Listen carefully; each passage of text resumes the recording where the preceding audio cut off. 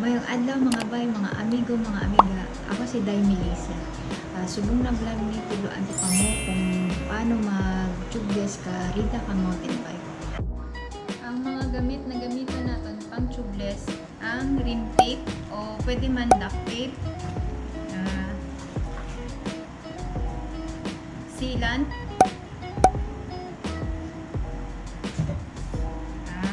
kag ang pinaka-importante ang rida na pang tubeless. Syempre ang V-tire.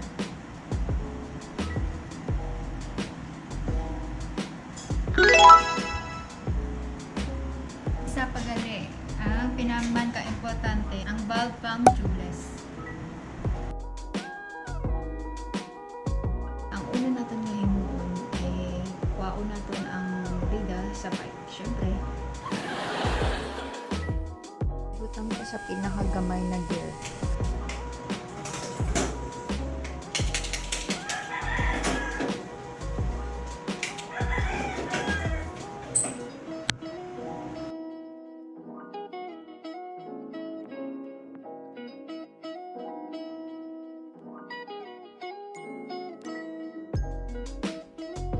Pagkatapos kuha sa rida, pag-aunta ang hangin.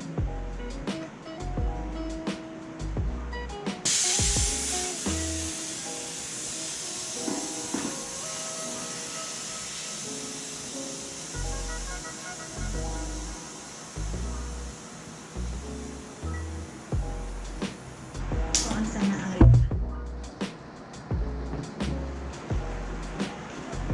Kailangan masahi-masahiwan para dasig makuha.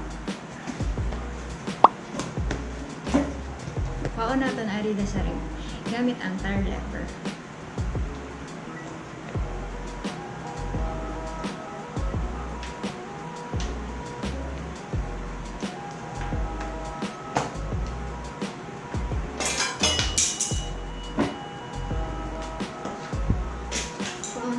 Ang interior sa sulod kay naka-interior pa na siya.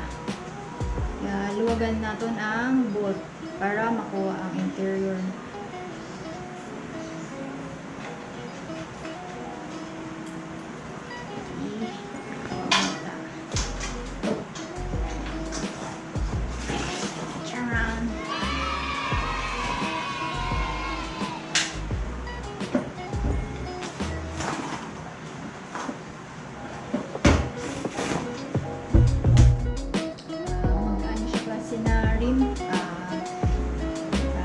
Siya sang super team carbon.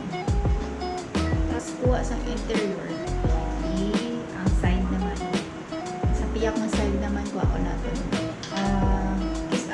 humok siya, pero humok siya may ara na kung gamitan ka tire lever.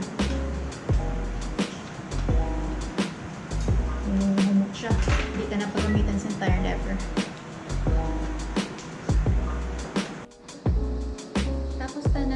Ang rim anta na sang rim tape o pwede man duct tape, pero subong gamiton ko ang duct tape.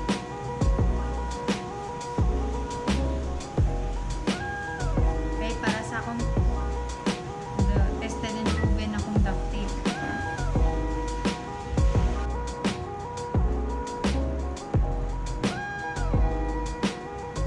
Ibutang ta na ang tape sa rim.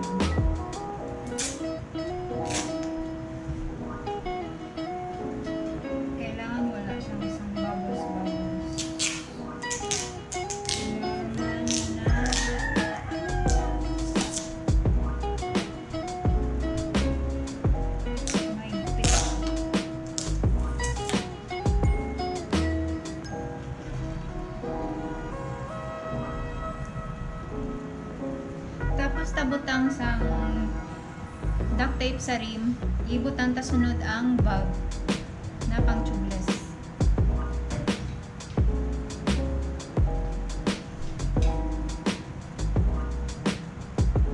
Ang kwaon mo ang o-ring niya kag ang bolt. Butang ta na. Butang ta na ang rida. butang sang rim tape kag butang ta ang ginbutang ta na ang valve. Sunod na nga ibutang ang rida. Check nato ng aton rida kung tubeless ready siya. Ang rida ni halin sa V-tire, rail roco. Namin ni siya sa trail, mapakalsada, hindi siya madanlog. Butang na naton. Pagbutang naton sa rim, sang rida, check naton ang rotation niya para hindi siya magbaliskad pagbutang ta. Muna naton determine na check kung magbutang sa rida sa rim. Okay. Rail roco. V-tire. Butangan ta na silan. I-shake ta anay bago tayo butang.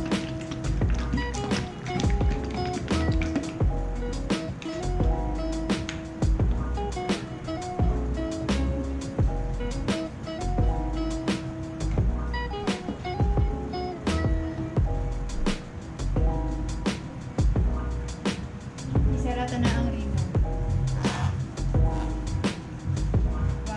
Hinay-hinay lang hasta pagsara na ang tanan niya bukas.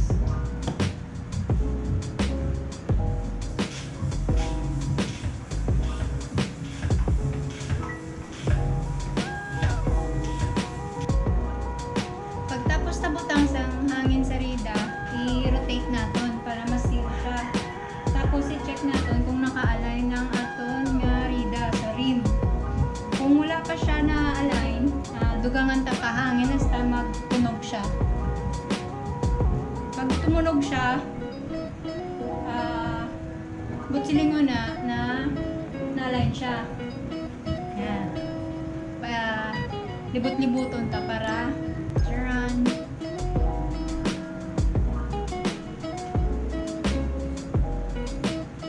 Tapos na i-tubeless ang aton rida. Tips gali na maiwasan ta ang aberya pagkatapos ta tubeless.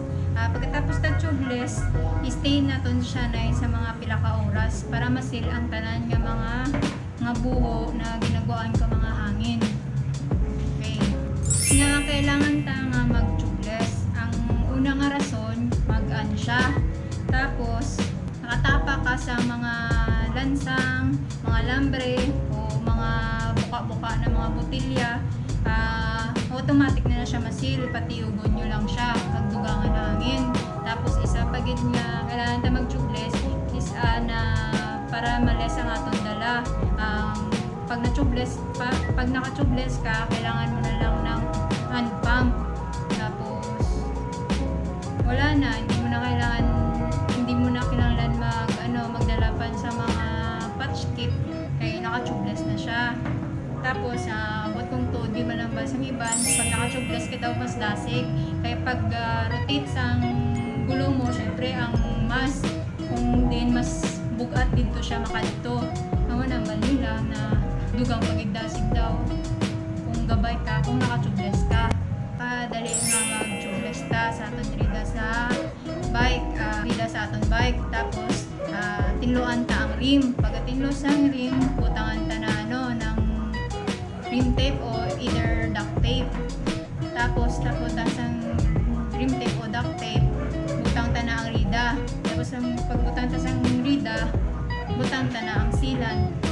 Pagka butang ta sang sealant, sarado na to ng rida. Tapos pag sarado sang rida, butangan ta na hangin. Pag wala pa naka-align, dagdagan ta pa hangin para mag-align siya, para magtunog niya. Doon ta mabalaan niya na-align siya. Okay. Tapos na itong pag-tubeless. Bye-bye mga amigo, mga day, mga amega. Si Day Melissa. Bye-bye. Sunod naman na video. Di pagkalimtim, pag-like, pag-subscribe, kada man i-share.